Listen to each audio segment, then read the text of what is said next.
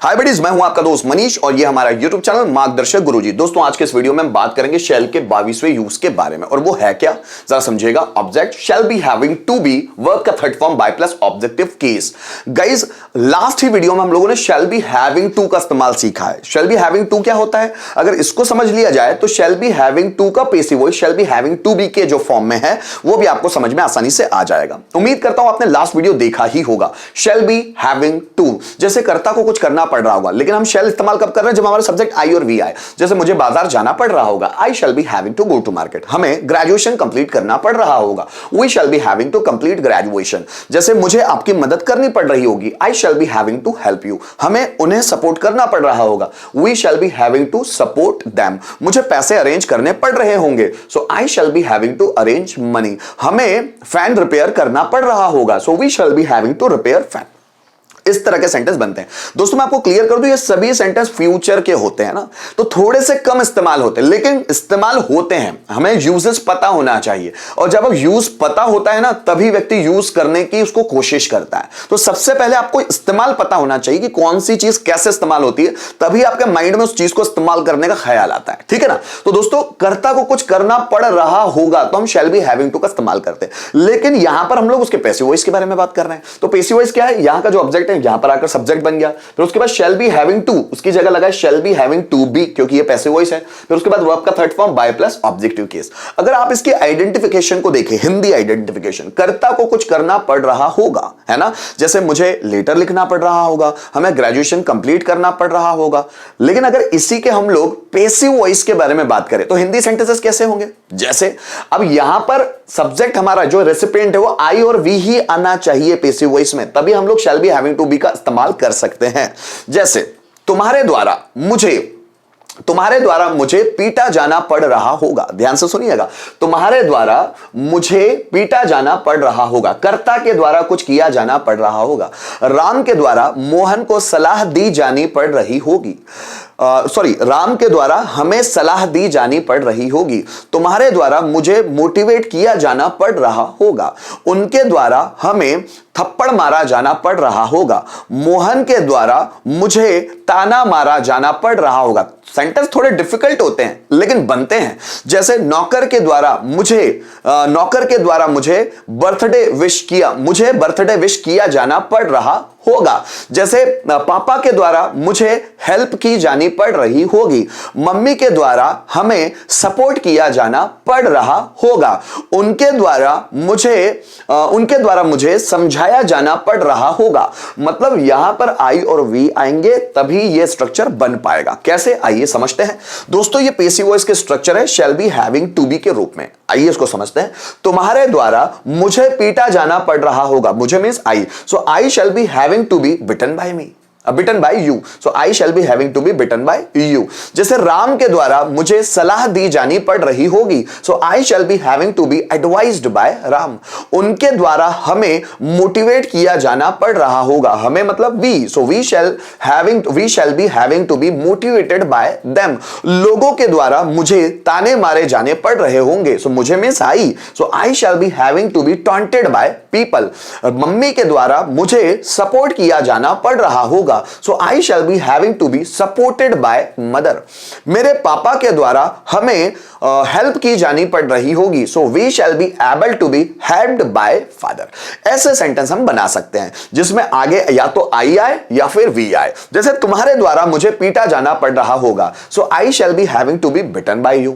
तुम्हारे द्वारा मुझे नहीं पीटा जाना पड़ रहा होगा, so I shall not be having to be bitten by you। क्या तुम्हारे द्वारा मुझे पीटा जाना पड़ रहा होगा, shall I be having to be bitten by you। तुम्हारे द्वारा मुझे कब पीटा जाना पड़ रहा होगा, so when shall I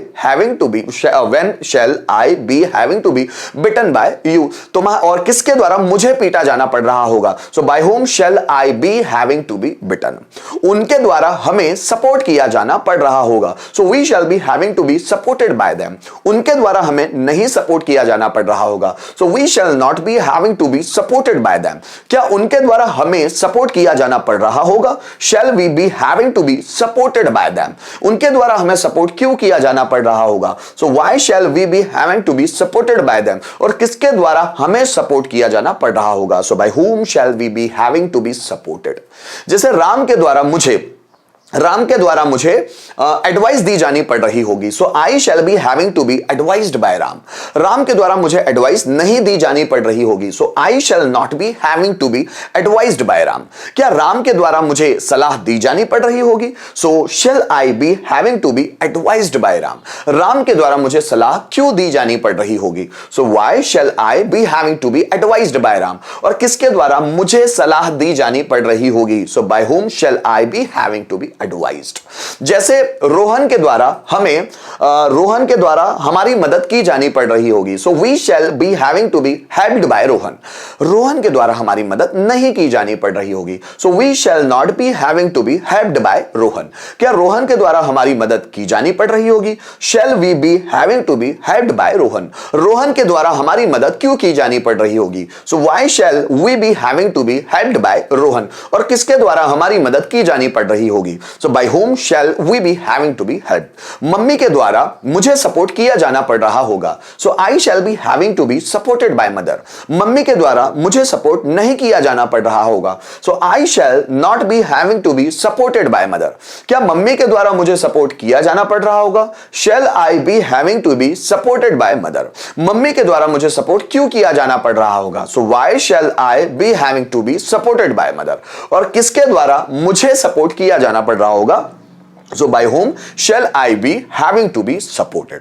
थोड़े से टफ स्ट्रक्चर है, लेकिन जितनी प्रैक्टिस करेंगे उतने आसान होंगे। गाइस कुछ रिटन सेंटेंस भी देखते हैं, जैसे यहां देखिएगा,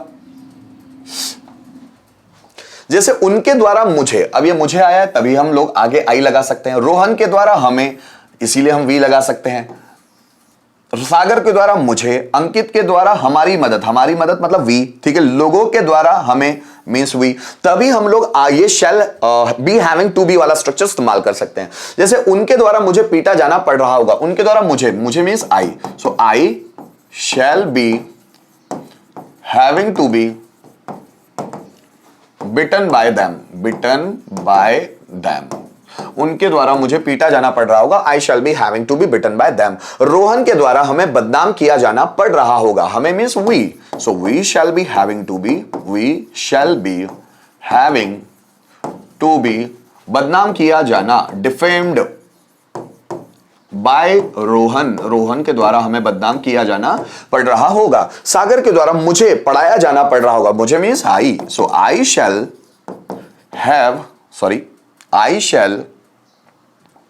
be having to be taught by Sagar. Sagar के द्वारा मुझे पढ़ाया जाना पड़ रहा होगा। अंकित के द्वारा हमारी मदद की जानी पड़ रही होगी, so we shall be having to B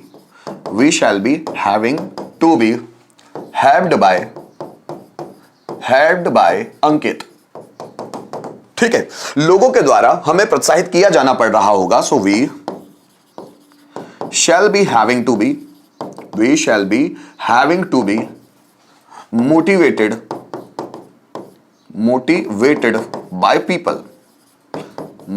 bye people, so we shall be having to be motivated by people. लोगों के द्वारा हमें मोटिवेट किया जाना पड़ रहा होगा।